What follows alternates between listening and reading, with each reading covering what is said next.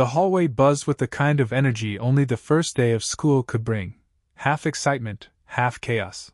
But none of it mattered to 8-year-old Emma Parker as she stepped through the front doors of Brooklyn Elementary.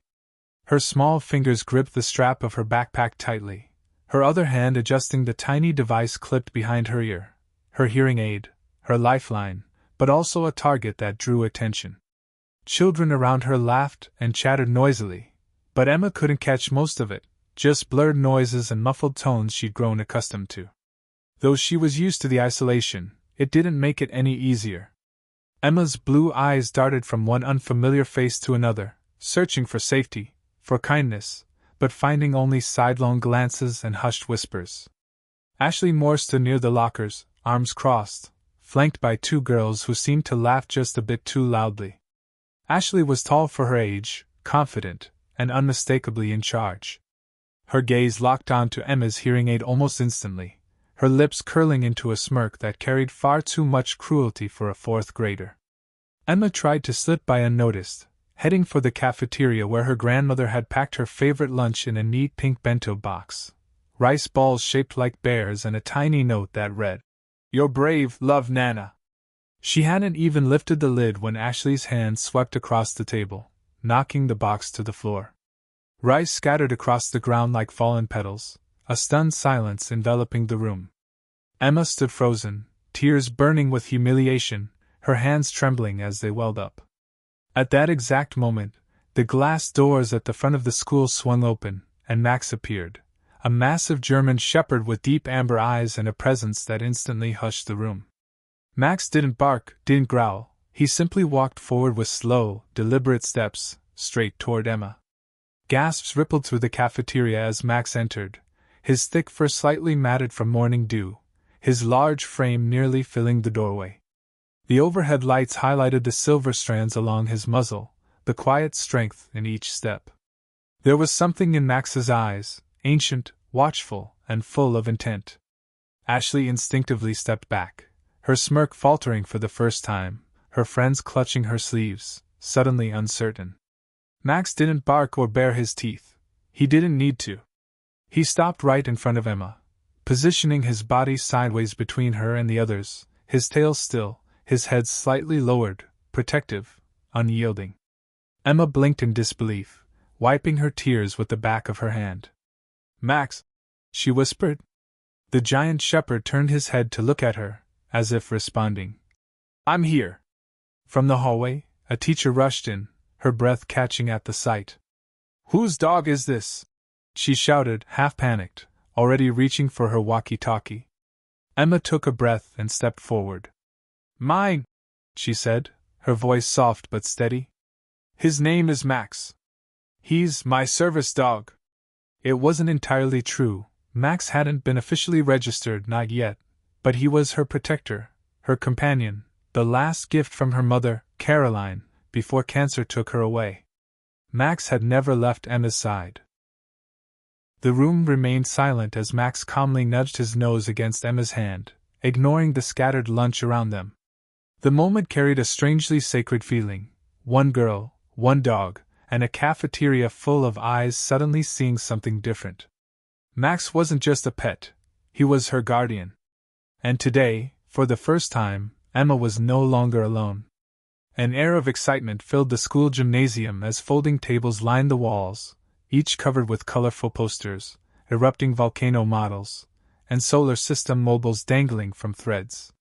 The Brooklyn Elementary Science Fair had finally arrived, and for Emma Parker, it meant everything. Her project stood proudly near the center. "Can dogs feel what we feel?" The display board was neatly arranged with hand-drawn charts, heart rate graphs, and photos of Max responding to her emotions, nuzzling her when she cried, resting his head on her lap when she was anxious. Every interaction was documented. It wasn't just a project, it was her truth. Ashley lingered near the snack table, staring with narrowed eyes. She hadn't spoken much to Emma since the cafeteria incident, but Emma could still feel her gaze, the heat of silent resentment. When a group of students stopped to admire her project and ask about Max, Emma smiled shyly, pride blooming across her face. But then it happened. While Emma stepped away to discuss her presentation schedule with the teacher, someone unseen tore one of her graphs in half. Another board was smeared with juice, dripping slowly onto Max's printed photo. A soda can was tipped over, soaking the paper beneath. Emma returned to find her table in ruins. She froze for a second, unable to breathe, then her eyes welled up, her hands trembling as she reached for the ruined photos. Pain cracked through her chest. Without a word, she turned and ran from the gym, down the hallway, past the lockers, and out into the cold air beyond the school's side doors. Nearly 7 miles away, at her grandmother's house, Max, temporarily left behind, lifted his head. His ears twitched, and without hesitation, he bolted toward the front door. Something was wrong, and nothing would stop him from reaching her. Wind howled through the empty side courtyard as Emma curled up on the cold concrete steps, her back pressed against the brick wall, her knees pulled tightly to her chest. Tears streaked down her cheeks, but she made no sound, not even a sob. She was used to silence. Most of her world already existed within it. She didn't hear the rustling from the far end of the yard or the click of claws on pavement, but she felt it. Emma looked up just as Max bounded around the corner, fur bristling, eyes locked on her like a missile guided by pure instinct. 7 miles, 4 fences, 1 busy road, somehow, he had made it. He skidded to a stop in front of her, nosing her arm, then her face, as if counting each tear, before lying down beside her, pressing his warm body against her trembling frame. "How?" she whispered, her voice breaking. "How did you know?" Inside the gym, the sudden appearance of a massive German shepherd sent shrieks through the air. Teachers scrambled, students stepped back in alarm, but Max didn't care. He pushed through the crowd with quiet determination, ignoring the chaos, until he stood before Emma's ruined project display. He sat down, not in panic, not in protest, but in solidarity with her pain. Mrs. Carlson, the science teacher, approached cautiously. "Is this Emma's dog?" she asked, glancing between Max and the shredded project board. Ashley stood frozen nearby, her face drained of color. Max didn't bark or move, but his presence said it all. Someone had hurt Emma, and he had come, not for vengeance, but to be seen, to prove that love could bridge any distance. The morning sky above Hillcrest Nature Reserve was a canvas of gray clouds streaked with sunlight, the air carrying the scent of damp leaves and pine. Emma hesitated near the trail's edge, adjusting her backpack, her ankles still sore from the emotional weight of the previous week. She hadn't wanted to come. Field trips were never her thing, especially not ones involving long hikes, bug spray, and pretending everything was fine. But Mrs. Carlson had gently encouraged her. "Nature helps us breathe." Emma nodded, not fully convinced. Max wasn't allowed this time. School policy, they said, not a service dog, not official. Emma had protested, but in the end, she came alone. Ashley walked a few paces ahead, chatting loudly, tossing glances back at Emma like taunts thrown over her shoulder. It hadn't stopped, not really. At a rest stop deep in the forest path, the group gathered to eat. Emma found a quiet rock beneath a tall tree and unwrapped her sandwich. Ashley passed by, her voice low enough for only Emma to hear. "Should have brought your bodyguard, freak." Emma said nothing. She was tired of fighting battles no one else could hear. But as the group prepared to move on, a scuffle broke out, loud, sudden, off balance. Ashley turned, annoyed. "You're in my way again." Emma tried to step back, but her foot caught on a root. Before she could regain her balance, Ashley shoved her hard. Emma tumbled to the ground, her ankle twisting at a painful angle, a sharp cry escaping her lips as pain surged through her leg. The rest of the group had moved far ahead, and no one saw her fall. When Emma opened her eyes, the forest around her was silent, the laughter of her classmates fading into the trees, leaving her alone. The sun dipped low, casting long shadows across the ground. Emma lay motionless on a bed of damp leaves, her face pale, her breathing shallow, her twisted ankle throbbing with each heartbeat, pain spreading like fire through her small frame. She called out twice, but her voice barely carried. No one came. Far from Hillcrest, Max grew restless.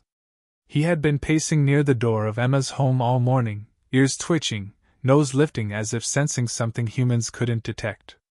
Then, without warning, he lunged at the door, letting out a deep, sharp bark. Emma's grandmother reached for her coat, but before she could stop him, Max bolted through the side gate and into the street, running as if he knew exactly where to go, through traffic, across fields, down winding gravel paths, 7 miles driven by instinct and love. By the time the park ranger received a call about a missing student, Max had already slipped into the edge of the reserve, nose to the ground, weaving through pine and bramble. Emma was drifting in and out of consciousness when she felt it, a gentle nudge against her hand. Opening her eyes, she saw Max's familiar face above her, his eyes wide and glistening. "Max," she whispered, barely audible. He licked her cheek once, then turned, barking 3 urgent times, not wild, not panicked, but purposeful, like a sonic flare. Within minutes, a search team, alerted by rangers and a frantic teacher, followed the sound. Flashlights caught movement through the brush. "Over there!" someone shouted. Emma was found curled beside Max, her hand resting in his fur. She was safe because he had come. The smell of antiseptic and warm blankets filled Emma's hospital room. Her ankle had been treated and bandaged, though the pain lingered, dulled by medication and by Max, who lay curled at the foot of her bed, his tail gently thumping against the mattress with each breath she took. For now, it was peaceful, but the peace wouldn't last. In the west wing of Brooklyn Community Hospital, something went wrong. An old power unit near the storage room overloaded, sparks igniting wires, flames climbing the drywall before the fire alarm could sound. Within minutes, smoke poured through the hallways, swallowing the fluorescent lights and cloaking the air in panic. Emma sat up, coughing harshly. Max's ears shot up, and he sprang to his feet before the second alarm rang. Staff rushed past, shouting directions. "Evacuate! Get to the stairwell!" But in the chaos, doors slammed shut, pathways blocked. 2 floors away, Ashley Moore, just released from minor appendicitis surgery, woke alone in a supply room, still groggy from anesthesia. She caught the faint scent of burning plastic and saw thick smoke seeping under the door. She tried the handle, locked. Her chest tightened. Max darted from Emma's room, weaving between legs and pushing through the smoke. He paused at each hallway, nose raised high, searching, until he stopped at the locked door where Ashley was trapped. She pounded weakly. "Help!" Her voice cracked. "Please, somebody!" Max barked loudly, urgently, scratching at the base of the door, pacing back and forth. A nurse rounded the corner. "There's someone in there!" A janitor rushed over with keys, and the door flew open, thick smoke billowing out. Ashley stumbled forward, then froze. Max stood before her, as if waiting. Their eyes met, her lips parting. You came back again." He stepped aside, gently nudging her toward the exit. Just minutes later, Emma and Ashley emerged side by side from the emergency tunnel beneath the hospital, guided by Max's steady steps and quiet courage. That night, as the flames were extinguished and fear settled into reflection, a shift occurred. Ashley no longer saw just a dog, but a savior. For the first time, she saw Emma, not as someone different, but as someone strong. The next morning, soft golden light filtered through the hospital blinds. The building was calm again, the smoke cleared, the alarm silent. In room 204, Emma sat beside Max, gently running her fingers through the thick fur at his neck. He hadn't left her side. There was a knock at the door, and Emma looked up to see Ashley standing in the doorway, her hospital gown replaced by jeans and a sweatshirt. She looked different, not just from the night before, but from every day prior. Her eyes held something new, vulnerability, and perhaps courage. This translation captures the tension, emotional transformation, and... "Hi," Ashley said hesitantly. "Can I come in?" Emma nodded slowly. Max didn't move, only watched with steady calm. Ashley stepped forward and sat in the chair across from her. "I just wanted to say thank you," she said, her voice cracking slightly. "For what Max did, for what you did." Emma looked down, unsure how to respond. I was me, Ashley continued. I know. I didn't want to admit it, but I was mad because people liked your project, because Max made people feel something. I guess I was jealous. Silence passed between them, not heavy, just honest. Ashley reached out, gently resting her hand on Max's paw. I want to help now, with whatever you and Max are doing. At that moment, Dr. Henry Moore, Ashley's father, appeared in the hallway, looking for his daughter. As he stepped into the room, his eyes fell on Max, and something shifted in his expression. Wait a second, he murmured, stepping closer, kneeling to look into Max's eyes, then at the small scar near his front leg. I treated a German Shepherd puppy with that scar 8 years ago, he said softly. A stray, broken leg. Caroline Parker adopted him. He paused, emotion catching in his throat. He was so small back then, but even then, he had those eyes. Emma's breath caught. Max lifted his head, his tail tapping once against the floor. Recognition passed between man and dog like a spark, silent but undeniable. Dr. Moore stood, exhaling slowly. He was always special. A few days later, the school board met. The fire, the rescue, the bravery, the story had spread through the community like wildfire. Letters poured in from parents, teachers, and neighbors, and the decision was unanimous. Max would be officially welcomed as a therapy dog at Brooklyn Elementary. Emma and Ashley, once opposites, now work side by side, launching a new school program, Paws for Kids, helping other students find confidence and comfort through animals. On the first day of the program, Emma looked at Max, her friend, her hero, and whispered, "We made it, didn't we?" Max wagged his tail, then rested his head gently against her hand.